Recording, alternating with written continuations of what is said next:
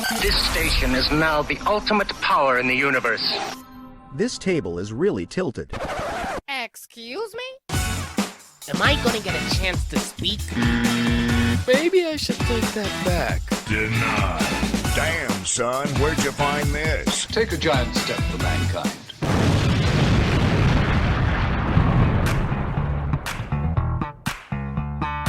Welcome to the Tilted Table, with your hosts, Sean and Joe.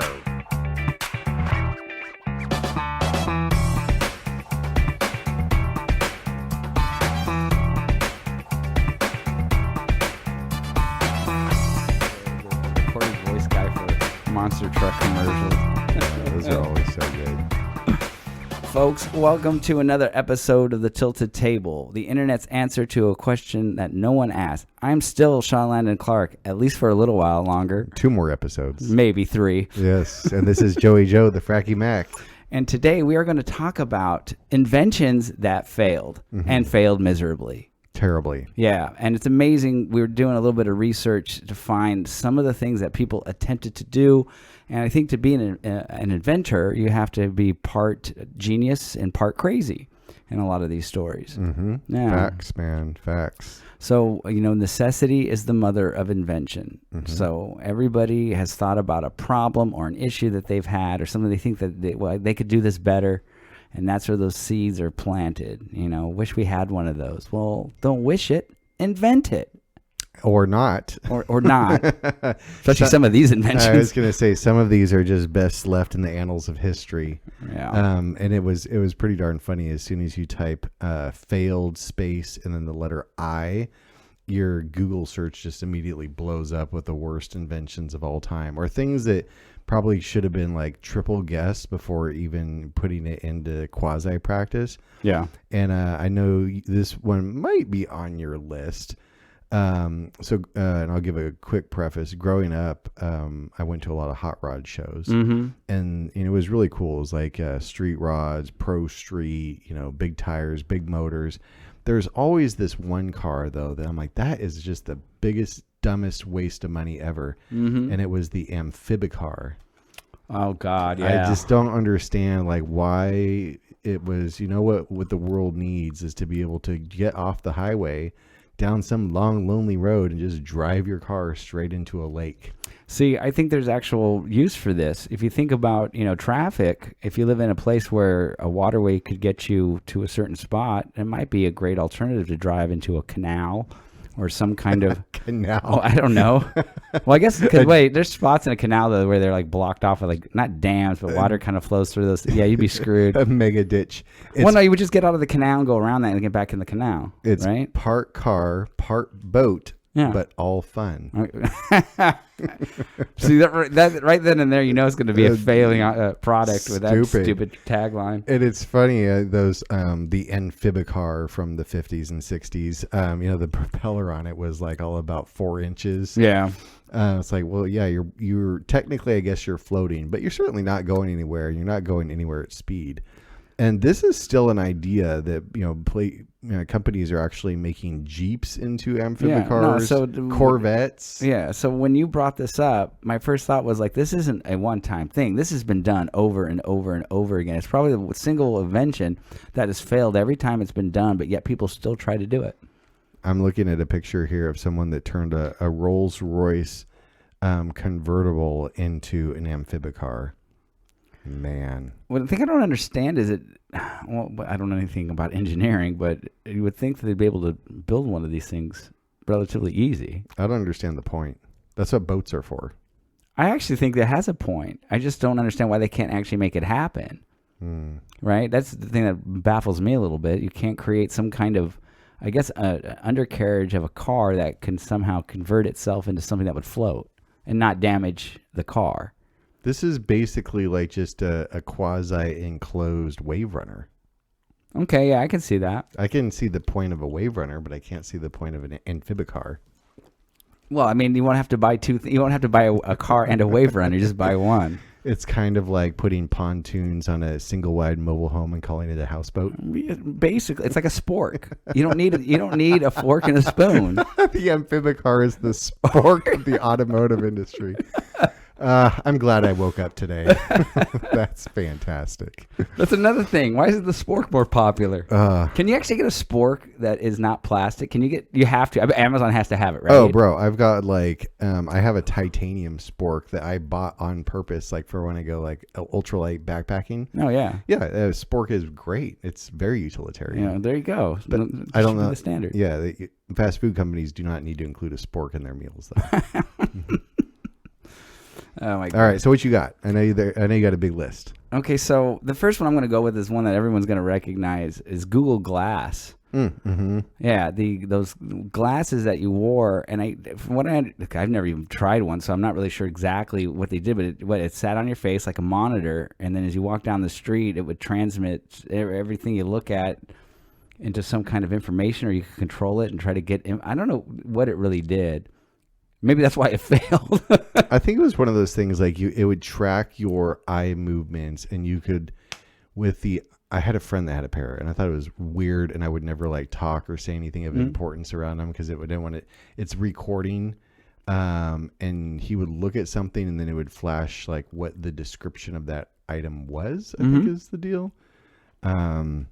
Yeah, I don't know. It's but creepy. they have something like that now, don't they? They have a cooler, much more slick, hidden type version. You know, when you're looking at somebody that's wearing a pair, they're not a cyborg. Right. Okay.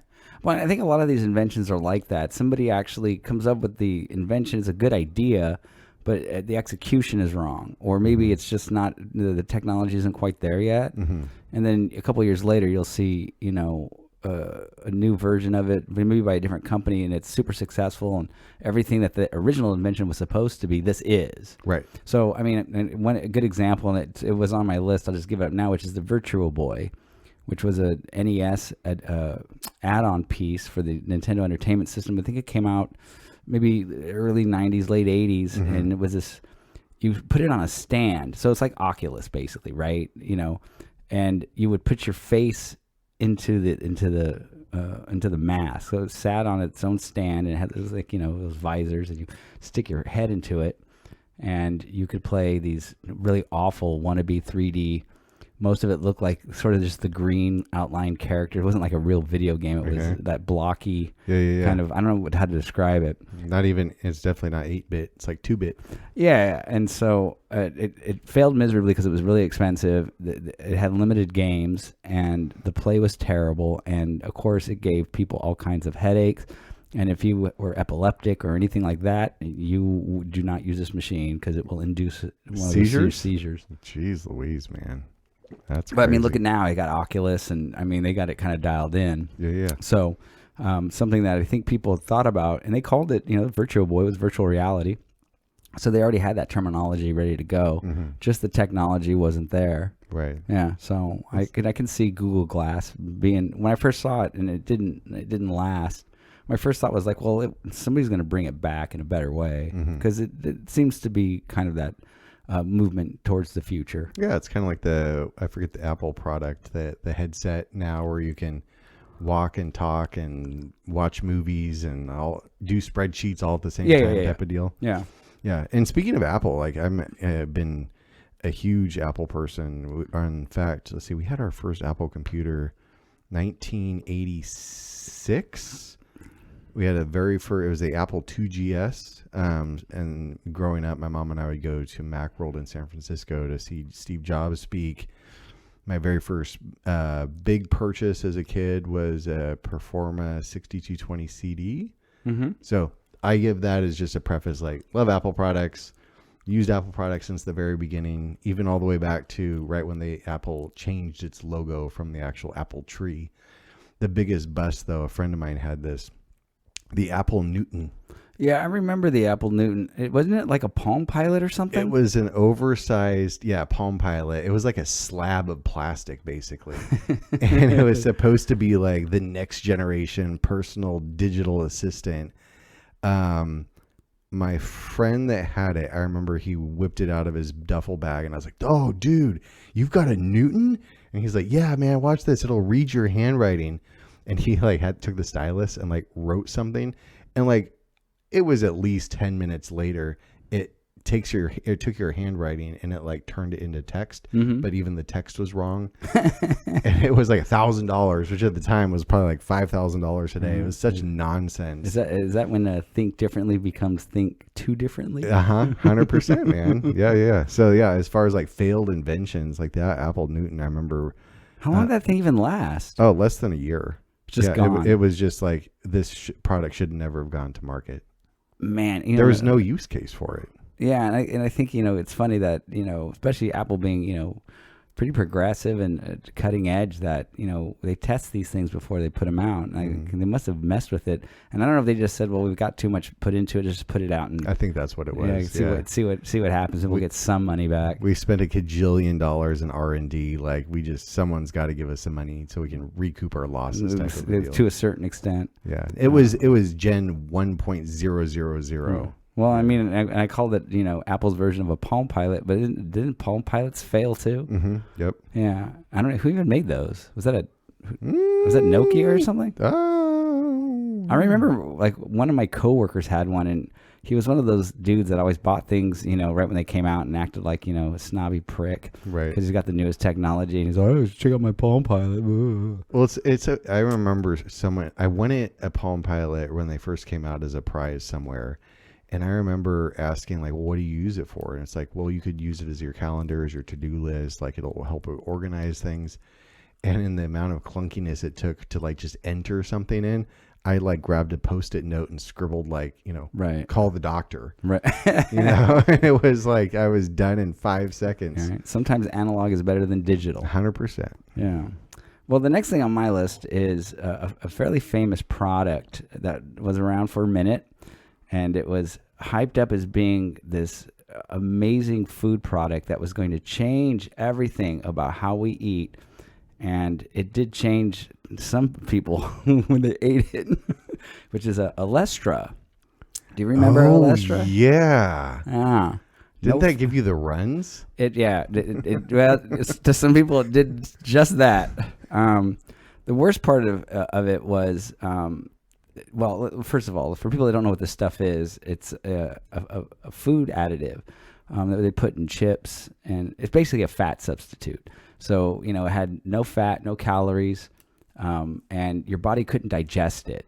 Oh, Lay's potato chips had this. Yeah, so essentially, you now have guilt-free snack foods because there is no fat anymore. You just eat it, you enjoy it, because apparently it tasted just like regular, grease or fat, whatever the shit they put into this stuff. Okay. And your body can't digest it, so it just passes through you. And that's where I think a lot of the problems start. So yeah, one was massive stomach cramping, diarrhea, but that wasn't the worst of it. The worst side effect for some people was anal leakage. So if you don't know what that is, I'm going to tell you what it is. So I understand it to be like being, I can never say the word. Is it incontinent? Inconstant? Incontinence. Yeah, incontinence, right? Yeah. So you can't control, your bowels. Your bowel movements. So I think it's something similar to that. Like, you don't even feel like you have to take a dump. Just crap comes out of your butt. You get leakage. And I don't think it's like a full-on diarrhea mode, okay. but like just like small amounts of excrement will just leak into your underwear, I guess. And that was it for that product. They took that shit off the market quick. Now the question I have is the same with the Newton, which is, I know the R&D they put into this stuff and they had to test it. Mm-hmm. Somebody must have had a negative reaction to this. Not every test went fine. Because again, this didn't happen to everybody. Some people could eat this stuff and it didn't bother them. Right. And for those people, kudos, right? I mean, you found you cracked the code, the secret key. You could eat all this junk food and never gain any weight. But there was enough people that did have these side effects. They pulled this shit off the market. They pulled it off pretty quick. Yeah, I remember that. That was like front headline news. Yeah, front page material. Whoever created, I don't know if it was Lay's or whatever, their R&D, they must have known that this was going to happen. Now, I'm going by memory because I remember seeing it in the store. I never tried it. It's not my jam. I don't eat a lot of junk food like that anyways. But I think there was a warning on the package that it could have side effects. So they were clearly aware of it. I don't know how this works. Obviously approved. It was put on the market. Mm-hmm. But maybe just the reaction from the public was enough. Like, what are you doing to us? Why are you selling this stuff to people? and they just yanked it. Maybe we could put a warning on it. You might have some anal leakage. Small price to pay for being able to horse down a whole bag of Doritos and not gain any weight. Like, what do you want? Oh man, that's just terrible. eat them while sitting on a toilet. You're good. See, that's when you know you've got like the most top talented marketing people when they can actually push this product out to the public and spin it into a good thing. And it's only when you have all these people like on the side of the freeway having issues. Well, they probably just changed the word. Instead of anal leakage, they call it like rectal freedom. Terrible. Diarrhea and anal leakage? No, we're talking about rectal freedom here. Well, that sounds positive. Yeah. Speaking of something to try and revolutionize the way that people get around, remember the Segway? Oh, God, the Segway. See, I thought at the time it was well, let me rephrase this. If you're living in like a small little village, or you're like in Europe where everything is so compact, and you're not out in the countryside or the suburban areas or whatnot, I don't think it's a bad idea. But for most people should know what a Segway is. But it's that two-wheeled, basically scooter where you had the internal gyroscope and you would steer the Segway by leaning one direction. Yeah. If you want to go hit reverse, you just lean backwards and you go reverse. Yeah, I think if anybody's seen, Paul Blart Mall Cop, right? Yep. That's the Segway. Yeah. What's interesting about the Segway is that during the development of that thing, the people that created it were doing mass secret marketing, that they have this invention that is going to change everything about what we do. They called it It. It's called the It. Really? Yeah, it was called I didn't It. know this. Yeah, and so they were talking about it. They wouldn't say what it was. I think the only clue they gave is that it would revolutionize transportation. And I remember watching, I don't know if it was like a Good Morning America, but it was some morning show kind of like that. And they had some expert on there who was trying to decode what it was, right? And all the clues they'd given, and he basically came up with a Segway. Really? Yeah. So I was just like, wow, this guy figured it out. Of course, then they release it.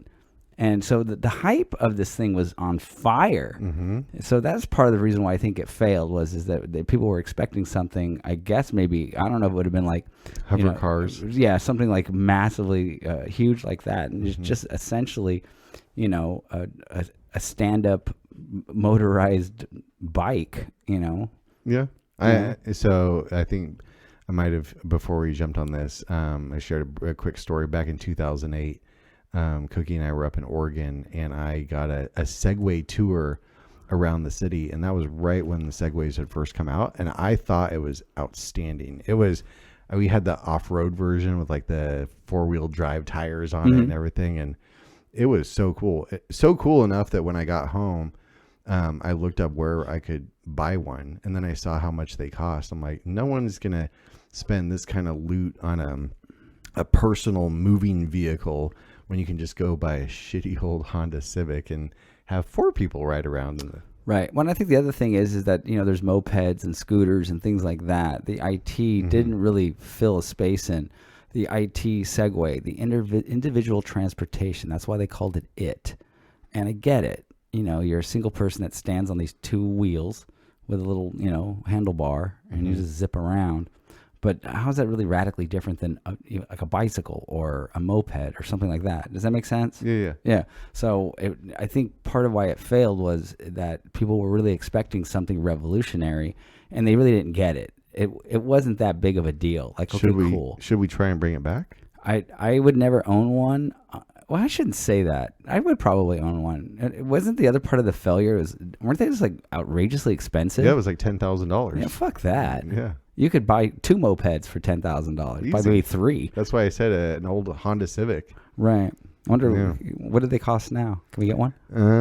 I'll ask if they can sponsor an episode. I feel like it's like Joe Rogan experience. I'm asking the producer, hey, can you look that up real quick? Like, this is what Joe does all the time.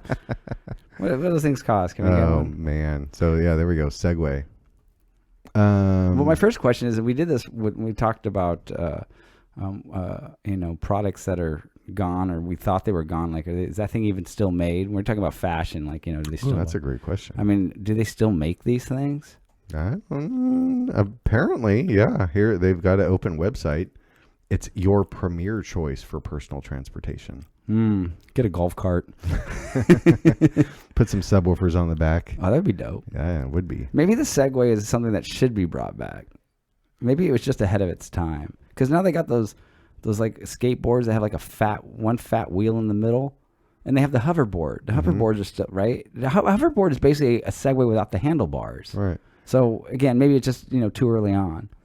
Huh. Well, I guess so Segway is still around, but now they're into the whole e-bike, e-scooter type of deal. Well, yeah, because they're going to be selling Segways. Yeah, not the Segway that we all know from history. So they don't actually sell the Segway anymore. That doesn't look like it. There's a self-balancing vehicle section here, but I don't know. It looks like they also sell a robot lawnmower. That might be interesting. Wow. That's cool. Yeah, that could be Skynet is back. Yeah, that's definitely some Terminator shit. Yeah. Yeah, I'm worried about that. I don't know what's going to take over the world. Ladies and gentlemen, may I have your attention, please? Leave a like on the video. I know you're enjoying this. Can you shut up? The internet's answer to a question that was never asked. The Tilted Table with Sean and Joe.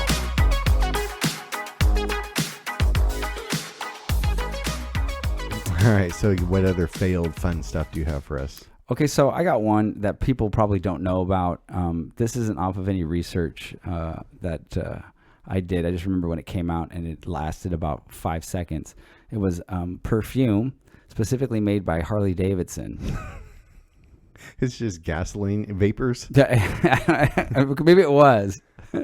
Maybe it smelled like an exhaust from a Dude, they will put their motorcycle. name and logo on anything. Yeah. So yeah, and that's obviously what this was. Somebody created a perfume and got Harley Davidson to put their stamp on it, but it didn't work for every obvious reason why it wouldn't work. Like, who the fuck is going to buy Harley Davidson perfume? Now, I don't know every Harley Davidson freak, but I've met hundreds of people that are Harley Davidson people, and even if they were to buy perfume for their wife, it certainly wouldn't be Harley Davidson perfume. Yeah. So I don't know who they were thinking that was going to buy this shit. Can't even imagine like gift wrapping something like that. And you always want, part of giving a gift is like seeing the surprise look on the person's face. Like, what would someone's face look like? Oh, gee, thanks. Wow. I wonder what it smells like. And they point the nozzle in the other direction. Right. Yeah. Yeah, that's pretty terrible, man. Yeah, that was a big bust. That, in fact, that had to come and went so fast. I've never even heard of it until you just said it. I couldn't even tell you what year it was. It was. I mean, I could look it up, but it definitely was one. It was one thing that. I just remember hearing about it. I think I may have seen a commercial, and it would have to been. I remember. I'm trying to remember who I was hanging out with. So it would have been probably my first or second year in college. So it would have been like 96, 97-ish, somewhere in there. Can you find it on eBay? Oh, I bet you if you can find it, it's got to be worth so much money now. Limited edition. One thing about these failed products is that, they're worthless until they're not worthless. Oh, for sure. Like things like, I know we're not going to get to these today, so I'll just drop a couple little nuggets. But like when Amazon came out with the Fire Phone. Yeah. Or the Sega Dreamcast, Sega Dreamcast. Or if you were to find like a still new inbox, never opened BlackBerry. Yeah. Yeah, all these things or shoot, go back to the Apple Newton. I bet you that's big money today. Yeah, an unopened Apple Newton, probably. For sure. Yeah, just for like the iconicness of it. I mean, I would assume there's even a museum of failed inventions somewhere. There's got to be, right? Yeah. So you should do that with some of your Powerball money. Open up a museum of failed inventions. Yes. Yeah. Yeah. One of the other failed inventions. I remember when this came out. Well, I was a kid, so I only knew one person that had it, and even at 6 years old or whatever, I knew it was a really bad idea. Portable record players. Oh God, I'm trying to think. I remember them being around. But I was a kid. Yeah. This is old. Yeah. I think someone had this bright idea and then really, put it out to market, and people found out really fast. Like things that have needles and are reading information that require precision and timing. And if you have something that's portable and irregular and vibrating, I mean, all of that just equals bad. Oh yeah. Yeah. So that doesn't surprise me. It seems clunky, regardless. And do you have a year on it? Let's see. Because I'm thinking they had 8-track tapes in the late 70s and cassettes were, in the 80s. Those were portable. Why would you need a record player?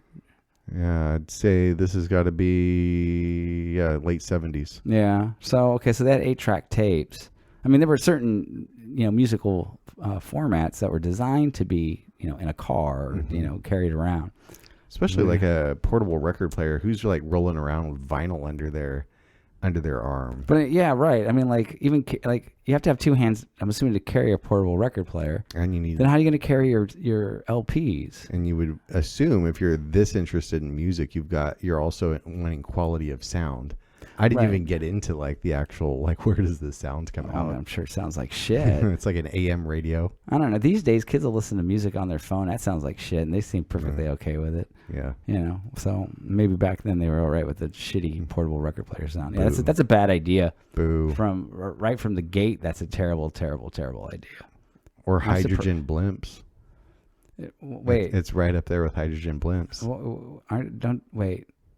What blimps run on helium, right? Yeah. Hydrogen's explosive. Isn't that the Hindenburg? Yeah. Okay, there we go. Now I'm starting to put it together. See, that's why you got to keep me around, man. I keep you on your toes. Well, you're the science guy. I don't know crap about science. I'm lucky I got that right. This is like... I'd have been like, don't all balloons run on some hydrogen? Where you and I are like Neo and Agent Smith in the Matrix doing like the karate chop, like punch, defend, punch, defend. Oh, that's awesome. All right. You know what? I'll throw one out that people probably don't remember. Again, it falls in the same vein as the Harley perfume. Is the Bic pen for her. Oh. So Bic created a line of pens. Pens specifically for the female hand. Are you making this up? I'm not making this up. They actually put these pens out. Wow. Okay. Yeah. And this was in 2012, 2011, 2010, somewhere in there. So yeah, these were pens specifically designed for women. Was it just pink? They were pink. It's a good call. They were pink. I don't know if the ink was pink, but the pens were pink. Okay. Right. And yeah, it's one of those. This is my impression. It's one of those moves where it's not a pen for a woman. It's a fucking pen. But we'll say it's for women. And we'll make it look like it's more female oriented, and we'll talk about how it's ergonomically designed for a female hand, and it'll sell like hotcakes. Did it? No, it failed miserably. I was gonna say I've never heard of this before. I think for a couple of reasons. One, men wouldn't buy this because they're for women, right? Women wouldn't buy this because they don't give a shit. Because women are surprised. They're humans. They don't need a pen for women. They need a fucking pen. Right. They just grab the nearest pen, like we all do. So it was destined to fail from the start. Yeah. And I have no idea what the logic behind it was. Sounds like a gimmick to me. Sometimes gimmicks take hold, and people can run with them. But this one wasn't one of them. That's such a random thing. I'm going to add that to my arsenal of useless knowledge. Do you like it? What does an unopened pack of Bic for her cost on eBay? So I want to know. Your birthday's right around the corner, man. I would take them. Okay, so I have one. I won't say this was not a failure. I think it was a flash in the pan that's sort of never gone away, but it's so obscure. Okay. Rollerblades. Right? Yeah, I can't call that a failed invention because they were pretty popular for a while. It worked, but people still use them. Yeah, but it's like that one random person you'll see like in the park rollerblading. You're like, so weird. Where do you even buy? Okay, let me back up. In college, I had no money. I was living on student loans with my grandparents, and I didn't have a car. And I took some of my student loan money and I bought a pair of rollerblades, and I skated back and forth from school from my grandparents' house. I skated 20 miles a day. So I love rollerblades, but even though I like rollerblades, I still think they're kind of clunky and funny and weird. And, even to this day, if I see someone skating in them, it's so random. Like I don't even know where you go to buy them. I actually just Googled it just to see if they were still around, and Sure enough. Yeah. They have a whole model line in case you're interested. Yeah, I know they're still around. They have to be. I think the people that use them are those people that live in like New York City that have to take like blueprints from one building to the next. Mm-hmm. I think those are the only people that would be using those things. Do you have a pair? I have never had rollerblades. I was never interested in anything like that. You don't want a pair? No, I don't. Would you rent a pair? Are you trying to get me to go rollerblading with you? I'd go rollerblading with you. You want to do that? It won't be weird at all. No. Right? Just two dudes in the park rollerblading around. Yeah, that's because that's not gay at all. No one will think anything different. Yeah, I like that here on their webpage. Their top of the line model is called the Macro Blade. Yeah. I think if two guys want to hear the words "you make a cute couple," you should go rollerblading with a guy. You'll hear it. Oh, so good. Do you have any quasi flash in the pan but still around inventions? No, but I got something that everybody knows about. Right. It's the Sony Betamax. Oh, of course. Yeah. I mean, that was quite the debate back in that time period. Yeah. So for folks that don't know, which if you're listening to us, you probably do know. Nobody, I think, probably under the age of 35 is listening to this shit. Maybe, I don't know. Anyways, so the Sony Betamax is a VCR, right? Mm-hmm. Well, VCR is actually technically it's the VHS. Yeah, it's the VHS, right?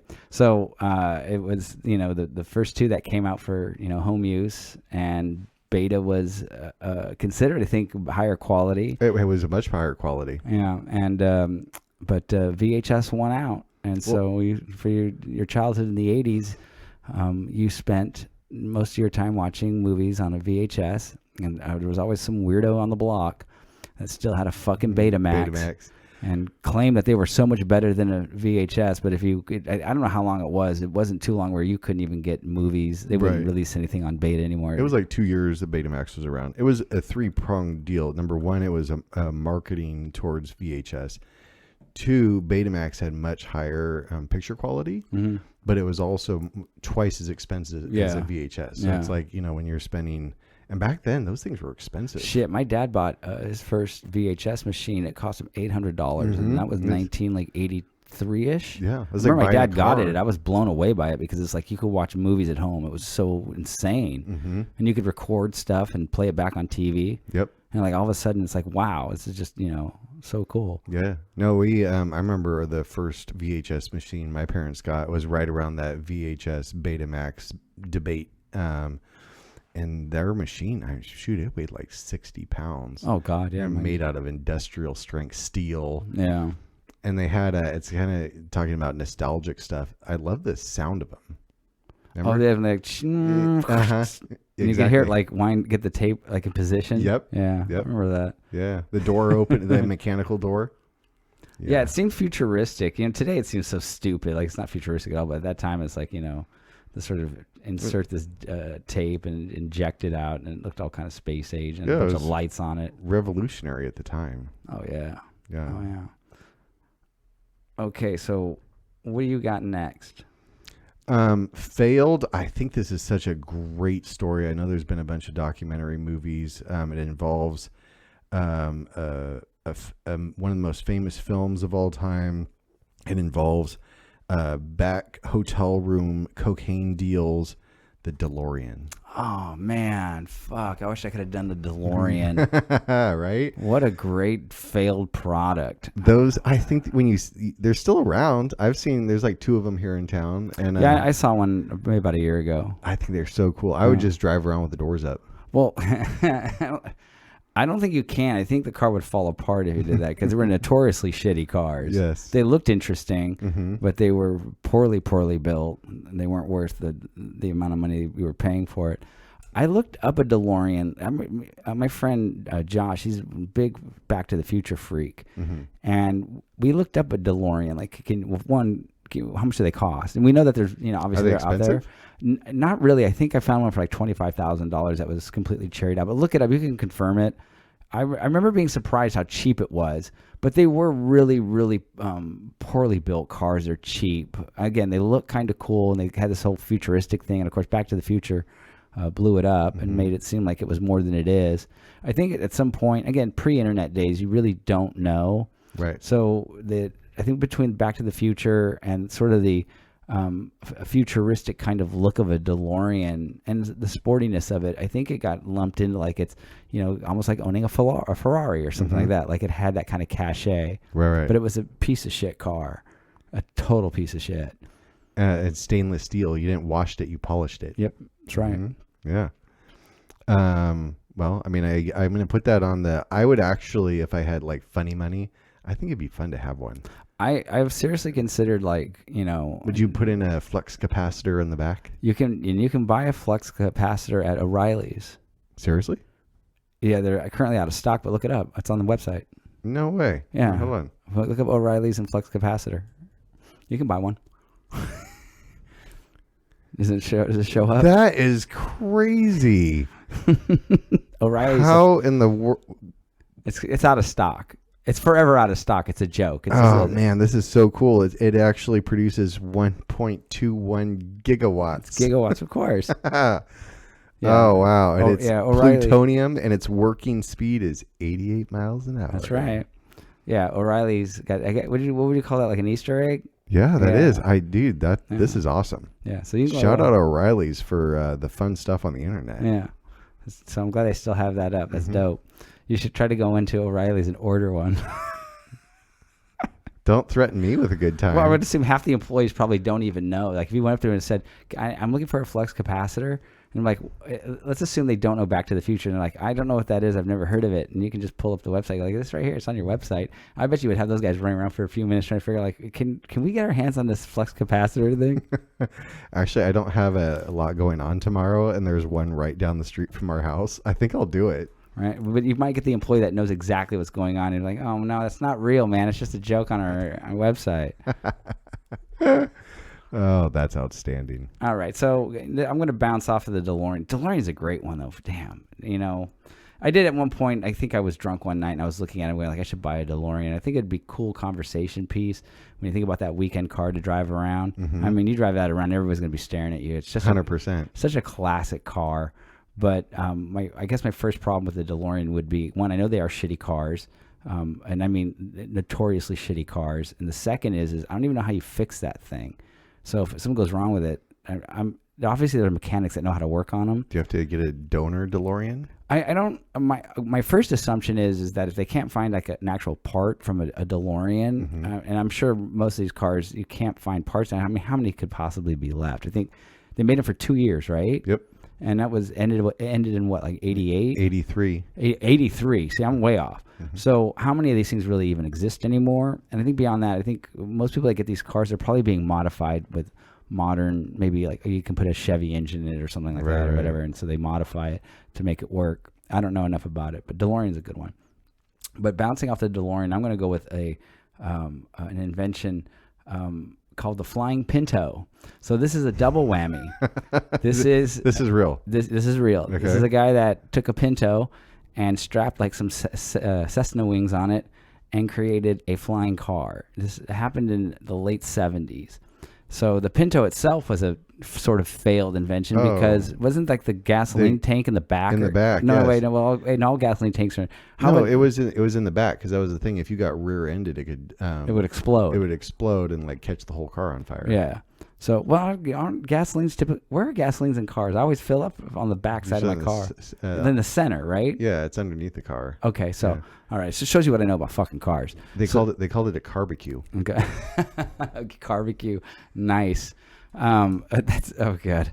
Rest in peace, everybody that died in a damn Ford Pinto accident. So the Pinto was a failed invention. And this guy decided to take that failed invention and put some Cessna wings on it. And he was successful. He drove this thing down to some local airport and he totally flew. It worked until it didn't. Okay, that was my question. What happened? He crashed and died. Oh, wow. Yeah. So, but I don't know if that, okay, so it obviously counts as an invention, but this goes to that weird thing that there's always like a random dude somewhere that invents this thing. It's not like a product that ever hit the market. He invented this thing. He goes out to test the thing, and the thing doesn't work, and he dies because he invented the thing that killed him. Catastrophic. Wow. That's... And 9 times out of 10, any time it's like a one-off guy, it always involves flying for some reason. Like people are trying to reinvent. Like go down to the fucking airport. Dude, they got jets. We can fly. We don't need the Pinto car airplane. It's like a cut rate thrift store version of Icarus. Well, going back, yeah, right, exactly. And this goes back to the amphibious car. I understand why they keep trying to invent it because it ain't invented yet, at least not successfully. But we've already invented planes. Why are we continuing to find new ways to, I guess, fly? And all of them, not all of them, most of them end up in the same space with the same ending. Dude died. Yep. Yeah. That's too bad. Yeah. Well, I love our failed inventions episode, man. It's funny when you and I started like looking up certain things, and I was expecting there to be, maybe 20 things that popped up on the list, but I mean, it's hundreds. Again, necessity's the mother of invention, and people inventing things all the time, right? It's kind of like I see here, and we're not going to get into this one, but just as a funny little clip, it says, what a failed invention is a decorative helmet to wear. Yes. Case and point. Word.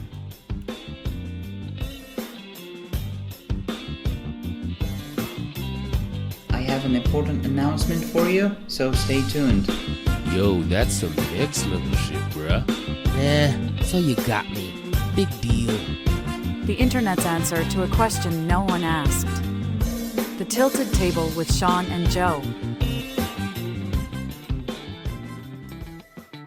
Folks, thank you for tuning in to another episode of The Tilted Table, the internet's answer to a question that no one asked. I am Sean Landon Clark, at least for now. Dun, dun, dun. And I am Joey Joe, the Fracky Mac. And we're going to get rid of another failed invention, which is my pen name. I'm excited to see what happens. Yeah, so sooner or later you guys will find out who I really am. It's going to be like that Scooby-Doo episode at the very end where they take the mask off the villain. Peace.